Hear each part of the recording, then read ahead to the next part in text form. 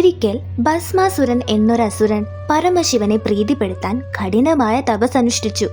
അവന്റെ കഠിന തപസ്സിൽ സംപ്രീതനായ ശിവൻ അവനു മുന്നിൽ പ്രത്യക്ഷപ്പെട്ട് എന്ത് വരമാണ് വേണ്ടതെന്ന് ചോദിച്ചു.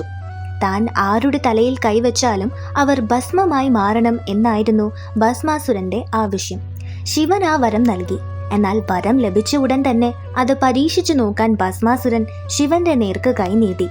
വരം നൽകിയ ശിവൻ തന്നെ ആപത്തിലായപ്പോൾ ഭയന്ന് ഓടി. ഭസ്മാസുരൻ പിന്നാലെ പാഞ്ഞു.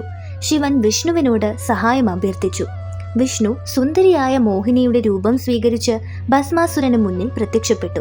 മോഹിനിയുടെ സൗന്ദര്യത്തിൽ മയങ്ങിയ ഭസ്മാസുരൻ അവളെ വിവാഹം കഴിക്കാൻ ആഗ്രഹിച്ചു. എന്നാൽ മോഹിനി ഒരു നിബന്ധന വെച്ചു. താൻ ചെയ്യുന്നതുപോലെ നൃത്തം ചെയ്യാൻ ഭസ്മാസുരന് കഴിഞ്ഞാൽ വിവാഹം കഴിക്കാമെന്ന് അവൾ പറഞ്ഞു. മോഹിനിയുടെ ഓരോ ചുവടും ഭസ്മാസുരൻ അതേപടി അനുകരിച്ചു. നൃത്തത്തിനിടയിൽ മോഹിനി തന്റെ തലയിൽ കൈവച്ച് നൃത്തം ചെയ്തു. മോഹത്തിൽ മതിമറന്ന ഭസ്മാസുരൻ അബദ്ധത്തിൽ സ്വന്തം തലയിൽ കൈവച്ചു. വരം അവനിൽ തന്നെ പ്രയോഗിക്കപ്പെട്ടതിനാൽ അവൻ നിമിഷ നേരം കൊണ്ട് ഭസ്മമായി മാറി. ഈ കഥ അഹങ്കാരവും വിഡ്ഢിത്തവും ഒരുവന്റെ നാശത്തിന് വഴിവെക്കുമെന്ന പാഠം നമ്മെ പഠിപ്പിക്കുന്നു.